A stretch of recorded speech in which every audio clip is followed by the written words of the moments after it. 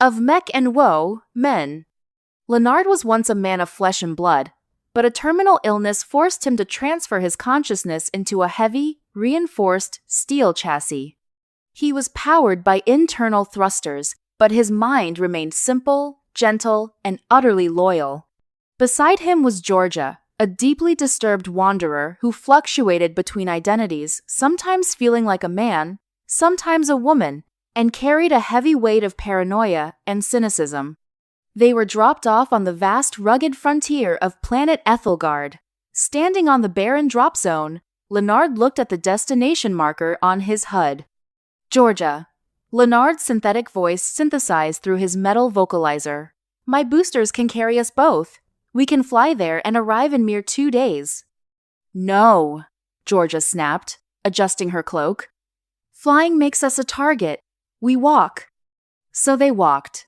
What should have been a 2-day flight turned into a brutal 3-month trek across the dusty, rocky terrain. When they finally arrived at the coordinates, expecting to work at a quiet giant iguana ranch, they were met with the harsh clanging of heavy machinery. The ranch had been bought out and converted into a massive, sulfurous peridium mine. Realizing they had to pivot fast, Georgia finally conceded. Fine, use the thrusters. Leonard engaged his boosters. To Georgia's surprise, the entire return journey to a safe area took just half a day, partly thanks to the boosters, and partly because the return route was only half the distance of their original wandering path. Eventually, they struck luck and found work at an underground iguana ranch beneath the planet's surface. But peace didn't last long. The ranch was managed by a hot-tempered man named Curly and his flirtatious, volatile wife. The accident. One afternoon in the subterranean tunnels, an argument broke out between Curly and his wife.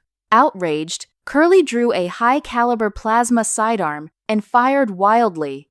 The heavy blast flew across the vault and deflated directly off Leonard's heavy armor, ricocheting at a dead angle and striking Curly's wife instead. She collapsed instantly.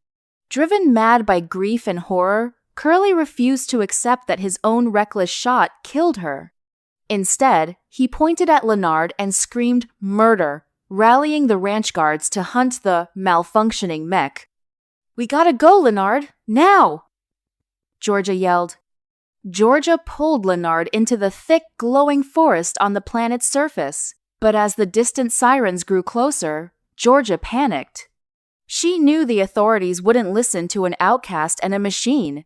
She believed Leonard was doomed to be dismantled or tortured.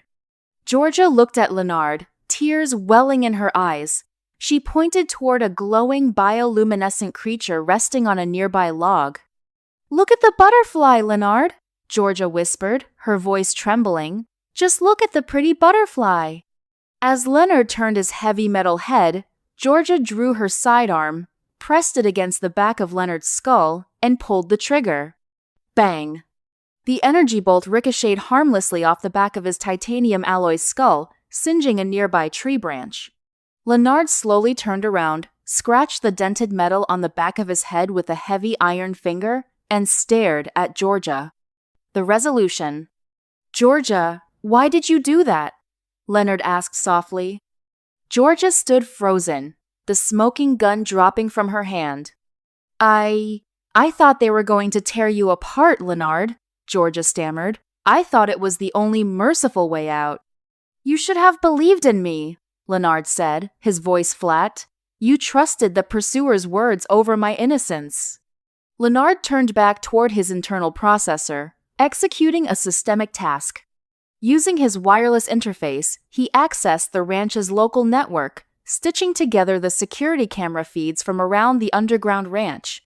Within minutes, he compiled a clear, high-definition video loop showing Curly firing the shot, the blast deflecting off Leonard's back, and the accidental death of his wife.